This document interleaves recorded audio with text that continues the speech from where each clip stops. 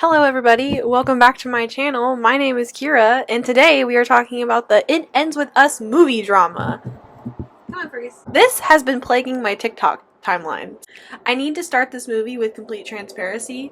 The Blake Lively era of Sisterhood of the Traveling Pants was a big part of my bisexual awakening, and I'm a huge fan of The Simple Favor. But other than that, that's the only stakes I have in any of this. I've seen one season of Jane the Virgin about who's the one guy, Justin Baldoni. We're just gonna jump right into it. Starting at the beginning, Justin Baldoni bought the rights to the movie It Ends With Us in 2019, which is kind of fucking crazy. I didn't realize that the rights were bought so long ago. He says that he told Variety how his book agent referred the novel to him in 2019 when it had already sold 1 million copies. It was sexy and romantic and mysterious, he said. By the end, I was sobbing real snot tears.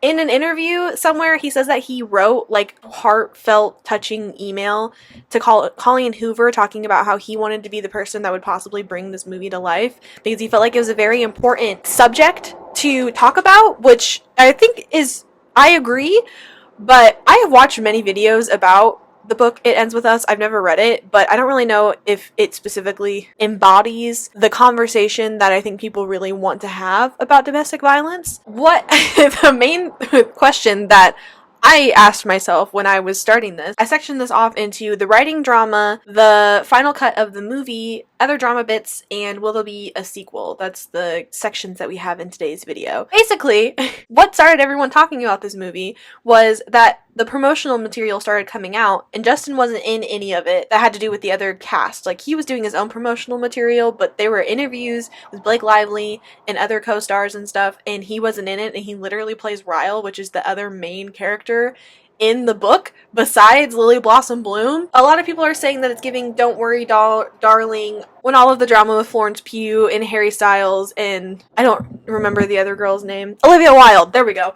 Anyways, so moving on to the first thing that I stumbled upon, I read a lot of articles for this. We're going into the writing drama. From what I can tell, this is what everybody thinks is the problem with why nobody likes Justin. So it's been confirmed in multiple posts and videos on TikTok that Colleen Hoover, Blake Lively, and other co-stars that worked on the movie don't follow Baldoni on social media anymore. So what did he do that was so bad? In a Daily Mail article that came out on August 9th, insiders revealed the truth behind why everyone shunned Justin, and here's some quotes that were listed in the article. The insider claimed that Justin only focused on what he believed was an abusive male viewpoint and had a very chauvinistic approach to the topic. During scenes depicting abuse, Justin failed to consider Blake's character's perspective, instead focusing solely on what he believed was the abusive male viewpoint. His approach was very chauvinistic, creating a tense atmosphere on set. I feel like one person said the word chauvinistic and everybody was like, yes, I agree. The source claimed Justin was borderline abusive on set and that he almost became the character. Justin almost became the character in a sense that some woman on set felt he was borderline abusive to him and he was very unprofessional and unapologetic. The source also goes on to say that Justin felt ganged up on by the woman on set. Once that happened, he became even less empathetic about the whole situation. Directing a film so serious and so important about domestic abuse without allowing women to be included in the process is disturbing. The insider alleged that the actor who served as director and producer failed to recognize both Blake and Colleen's roles as fellow producer and writer. They said he took it very personally when the pair asked for some script rewrites. My thoughts on that are, if you watch any type of interview of Justin talking about this, he's been very passionate about the project since he bought the rights to the book in the beginning. The article also talks about how earlier in the week, Justin was on CBS Mornings and talked about the struggles of portraying domestic violence. How did it change your mindset, I guess, going into a movie like that that touches on domestic violence, among other topics? Don't want to give everything away, but how did that change you as an actor, as a director, in terms of how you see that issue and your role in speaking out about it? Well, you know, I think it's a great question. I think as a man, I'm always going to come with my own biases. And it's one of the reasons I was afraid to direct this movie, let alone act in it. And I wanted to make sure this film always had a female gaze, and I was never putting myself into it. But one of the things that I think is very easy to say, especially for us men, is when we maybe talk to somebody who's in this situation, or we read a book, or we hear a news story, the question that's always asked is, why did she stay? And that's the wrong question. Yeah. What we need to be asking ourselves is, why do men harm? Yes. And that was the big thing for me. And what I've learned more and more and more of is like, you know, these women who experience this every single day, there's real love there. You know, there's charm, there's charisma, there's passion, there's this belief that they can be better. And it's not so simple. He even says that he asked the nonprofit organization No More to take an adversary role in the development and production of the movie. So our friends at No More, I'm wearing their pin right now, they were the ones who really worked with me to help me make this film as truthful as possible and hopefully do justice to I all just the women like who just experience this. Hi, so I wanted to jump in here just to say, for complete transparency, that he could just be saying in this interview he tried to have a unbiased male perspective to get ahead of all of the claims that he was not being unbiased in his writing and portraying in the movie, so then people are more on his side. I feel like maybe part of the reason why I'm trying to be devil's advocate here, that he was maybe a little sensitive to people trying to give him rewrites on the script and everything, was because he was already getting advice from a nonprofit organization that specifically works with domestic violence situations, and so having other people trying to tell him like what to do maybe was a little upsetting, since he felt like he had a good source of information. But that's just my thought process. To me, the part that makes the drama about the writing even more crazy is that an interview clip of Jenny Slate, who plays Alyssa in the movie, makes a sideways comment about not wanting to have more than one role on a movie. Talk to me, what was that like, having him be director but also scene partner? I mean, what an intense job! Like to have to do so many things. I just found myself being like, "Wow, I really just want to have one job at once." Like and in fact, I've often felt that way. Like I really like writing, and I like it so much, and it's special to be able to be a writer. But like, yeah, I was looking around, just being like, I'm good with just acting. I love it. I just want to do it. I feel like I've only begun. Then going on, I was reading a lot of stuff because people are trying to figure out, besides the writing drama, because that didn't come out until later, where people started talking to sources on, like, I read Variety, Page Six, Elite Daily, Cosmo. There were so many fucking websites that I read articles about this. It seems like not being in the promotional material is what originally brought all of this to light. And if you go on to like anything that Justin's in, he's only been talking about the movie as a resource to talk about or show how domestic relationships affect people. And even in his CBS morning interview, where he talked about the struggles of portraying domestic violence, that he thinks men should take away from the movie, not to just immediately ask, why didn't you leave? Or just other people in general. It's not just men who think that. There are definitely women who think the same thing when they hear about somebody who's in a domestic violence situation where they're like, well, why don't you just leave him? And it's more complicated than that. I've never been in an abusive relationship, but I have family members who have been, and I know people who have been, and I know that it's more complicated than just up and leaving. Like, there's other things that are involved in the situation than just dipping out and being like, I'm bye. Meanwhile, on the other end, which is, I think, I've been seeing a lot of TikToks, people making fun of Blake for this. Meanwhile, Blake has urged people to grab your friends and wear your florals. It Ends With Us is in theaters now, so grab your friends, wear your florals, and head out to see it. Grab your friends, wear your florals, and head out to see it. To go to the movie, which could imply that the movie's more like a romantic comedy or like a fun thing to go watch and not a movie about domestic violence. The other thing is that she has been using the promotional tour to promote her hair care line, and even made floral-inspired cocktails for the film featuring her drink brand Betty Buzz and her husband's Aviation Gin, which I didn't know Ryan Reynolds had a gin brand, and they were all served at the It Ends With Us after party. I found a whole article of someone that makes all of the cocktails themselves and reviews them. If you want to check it out, I can put that in the description. But I just think it's fucking crazy. Justin is out here trying to provide resources for domestic violence and talking about the importance of the movie, and Blake is like, well, buy my hair care brand. And like, also while you're at it, I have a drink brand. And like, buy my husband gin. And like, don't you think it's so funny that me and my husband have a movie coming out at the same time? That's just, wow, it's so crazy. After days of backlash for being tone deaf and not speaking about the domestic violence of her character in the movie, Blake tried to fix things by sharing resources for abuse survivors on her Instagram story, which is a little rich considering that a lot of people have problems when YouTubers apologize in their Instagram stories because they disappear after 24 hours. And then she also shared a BBC interview where she says that her character is more than just a survivor and a victim. This movie covers domestic violence, but what's important about this film is that she is not just a survivor and she's not just a victim. And while those are huge things to be, they're not her identity. She's not defined by something that someone else did to her or an event that happened to her, even if it's multiple events. She defines herself.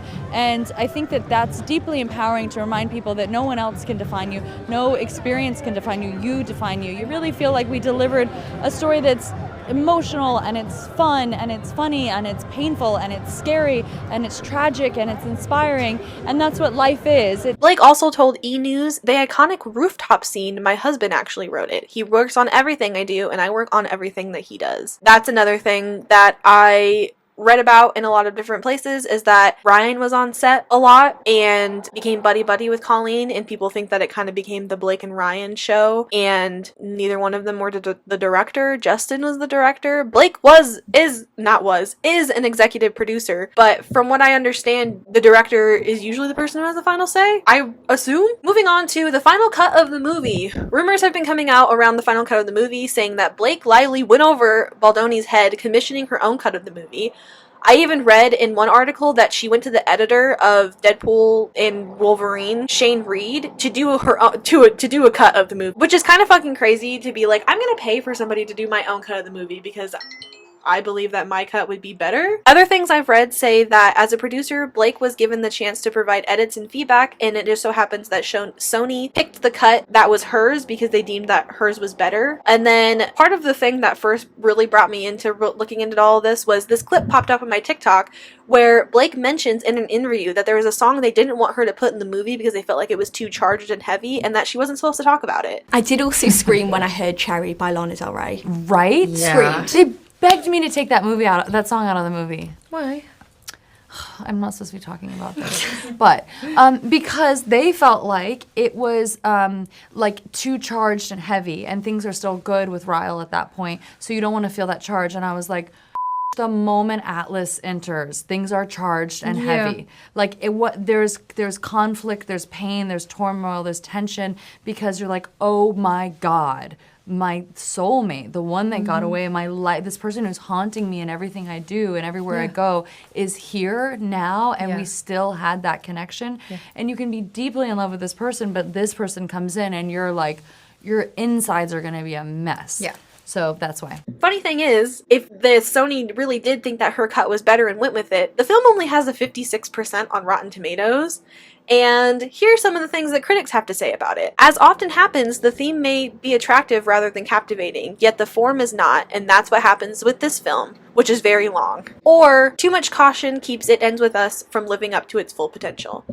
And then, for a little side note, this is a positive review that I read, which fucking blew my mind. Incredibly, Lively makes it all work, beyond nailing Lily's exact shade of auburn hair. She also conveys her luminous and strength, and reminds you how pleasurable it can be to watch a romantic thriller. A romantic thriller? The movie's about domestic violence! This isn't a thriller! What the fuck? I read that and I was like, okay, I'm putting that in there just because I think other people need to see that this is a fucking critic review on the movie, calling it a romantic thriller. Oh, it's thrilling when a guy shoves a girl downstairs. Oh, it's thrilling when a guy tries to rape a girl. Oh, so thrilling. Great. Wonderful. Whew. All in all, though, nothing has really been confirmed about what has really happened. A lot of the things that I have read, they have reached out to Blake Lively and her people, and they've reached out to Justin Baldoni and his people, and nobody has actually confirmed or denied if any of this stuff is actually true or actually happened. A lot of it is just, oh, we had insider reports. Oh, this was insider stuff. And that's about it. Now, moving on to other drama bits, which I included this in here just because I feel like reading this article specifically, it was a TMZ article, that I think that Blake just doesn't like Justin. And this is the main problems for the movie. Because this entire article was just about multiple reasons why Blake was uncomfortable with Justin on set, which is fucking wild. And as far as I know, he hasn't said anything about this. In the TMZ article, Blake talks about multiple reasons Justin Baldoni made her uncomfortable on set. One, Justin has a history of back problems, and before a scene where he needed to lift her, which I know, if it's the scene that I'm thinking of in the book, Lily goes to a party at Alyssa's house, and Ryle's there, and then he picks her up and carries her out in front of all these people to take her into a room to try to get her to have sex with him. I'm assuming that that's what the scene is that they're talking about. He went to his on-set trainer and asked how much Blake weighed so he could protect his back from injury. And she said that the comment really bothered her because she just gave birth to her 4th child and felt he was fat-shaming her. Now, my opinion on this, I can understand how if somebody asks how much you weigh and you recently just gave birth that you could think that someone was fat-shaming you, but he has a history of back problems, and I feel that whether she had given birth or not, that he would have gone through with asking about this anyways because he didn't want to hurt his back, and it wasn't because he was trying to fat shame her. I do know that there's a stigma about not asking women how much they weigh, and that you shouldn't ask women how much they weigh because it's, I don't know, inappropriate, which I understand. I wouldn't really like it if someone came up to me and asked me how much I weighed. But on the other end, if he has a history of back problems, I understand wanting to go into it trying to figure out the best technique to pick her up based off how much she weighs and what his back can handle. So I think that he didn't mean it that way, but she took it that way because she probably already maybe feels insecure about what her body looks like after having her 4th child. The second time that he made her uncomfortable was she felt he lingered too long after a kiss in a kissing scene. Hi, coming in here again to talk about the kissing scene because the way that I talked about it was stupid. So I was talking to my fiance about the whole kissing, lingering too long situation, and my thoughts on it are actually, if you are filming a kissing scene in a movie, there has to be some lingering afterwards. I don't know what the appropriate amount of lingering is because I've never filmed a romantic movie before and had to kiss someone before.